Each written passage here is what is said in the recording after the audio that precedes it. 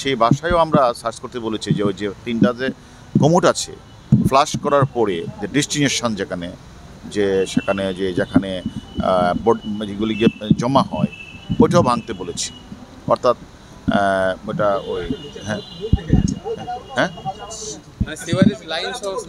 আমরা সোয়ারেজ লাইনটা যেটা অর্থাৎ বাসার ভিতরে যে 3টা কমোড আছে এটার ফ্লাশ করার পরে যে সোয়ারেজ লাইনটা এই লাইনটাও ভাঙার জন্য আমরা ওনাদেরকে রিকোয়েস্ট করেছি। ওনারা আশা করি এই কাজগুলি আজকেই করবে এবং আশা করি করছেন।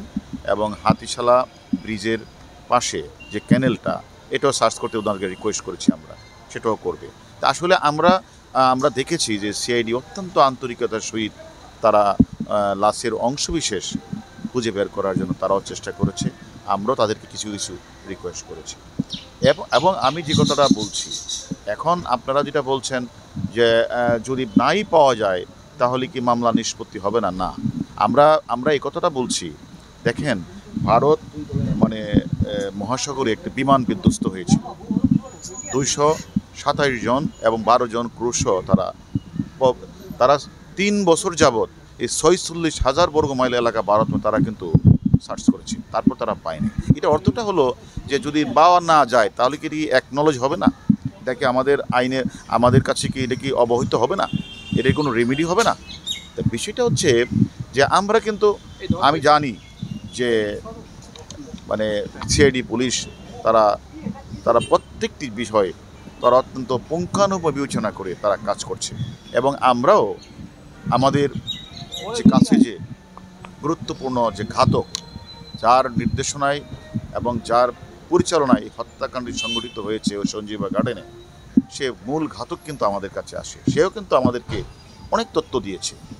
পাশাপাশি যে মেয়েটা ছিল সে মেয়েটাও আমাদের কিছু তথ্য দিয়েছে। এই তথ্যগুলি নিয়ে তো আমরা বাংলাদেশ থেকে কলকাতায় এসেছি। কলকাতায় এসে আপনারা জানেন যে আমরা সিআইডির সদর দপ্তরে আমরা ওই আসামির সাথে কথা বলেছি, মিলিয়ে দেখেছি, ক্রস এক্সামাইন করেছি। তারপরে ওই আসামিকে আমরা ওই ঘটনাস্থলে নিয়ে গিয়েছি। সেখানে গিয়েও আমরা যে তথ্যগুলি আমরা নিয়ে এসেছিলাম তার সাথে আমরা হুবহু মিল পেয়েছি। কারণ আপনারা জানেন যে মিলটা পেয়েছি এই জন্য যে আমাদের কাছে তো যে সেখানে যে ডিজিটাল এভিডেন্স তো আছে। একটা জীবন্ত যানজন্ত মানুষ বাসায় ঢুকলেন, সেখানে তো মেয়েটাও দেখেছে, ছবি আছে, ডিজিটাল এভিডেন্স আছে। এই মহিলা এই লোকটা এই মাননীয় এমপি মন্ত্রী আর বের হলেন না, এটারও তো প্রমাণ আছে। আবার আপনারা দেখেছেন সন্দেহভাজন কিছু ব্যাগ টেগ নিয়েও বের হয়েছে।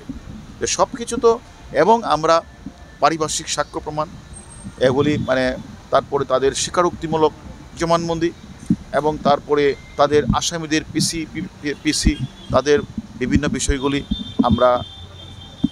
আমি মনে করি তদন্তকারী কর্মকর্তা এগুলি আমলে আনবেন, বিবেচনা আনবেন।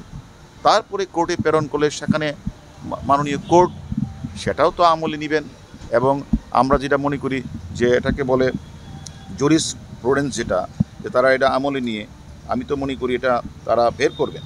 কারণ তাদের আসামিদের পিসিপিআর ইত্যাদি বিবেচনা রেখে বিজ্ঞ আদালতে যে আমরা রিপোর্টটা প্রেরণ করব তদন্তকারী কর্মকর্তা, সেখানে লজিক্যাল এবং জুরিসপ্রুডেন্ট ডিসক্রিশন কাজে লাগিয়ে আমি তো মনে করি এই লোমহাসক হত্যাকাণ্ডের বিচার খুব কষ্টকর হবে বলে আমি মনে করি না।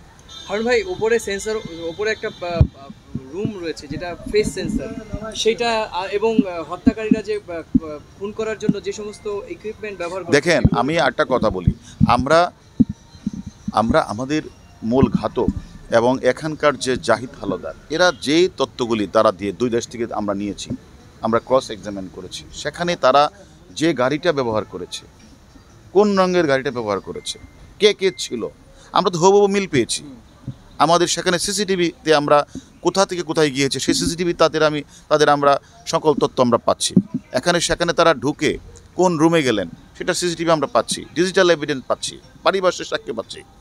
অতএব আমি মনে করি যে আপনারা যে প্রশ্নটি করছেন বারবার যে না পাওয়া গেলে কি হবে, আমার মনে হয় যে সর্বোপরি আমি মনে করি ভারত বাংলাদেশ উভয় দেশের বিজ্ঞ তদন্তকারী কর্মকর্তারা তারা অবশ্যই পারিপার্শ্বিকতা, ডিজিটাল এভিডেন্স এবং আসামিদের স্বীকারোক্তিমূলক জবানবন্দি, পিসিপিআর ইত্যাদি বিবেচনা রেখে বিজ্ঞ আদালতে যে রিপোর্ট প্রদান করবেন, সেই রিপোর্টের ভিত্তিতে আমি মনে করি বিজ্ঞ আদালত লজিক্যাল এবং জুরিসপ্রুডেন্স ডিসক্রিপশন কাজে লাগিয়ে এই লোমহর্ষক হত্যাকাণ্ডের বিচার করা খুব কষ্টকর হবে বলে আমি মনে করি না।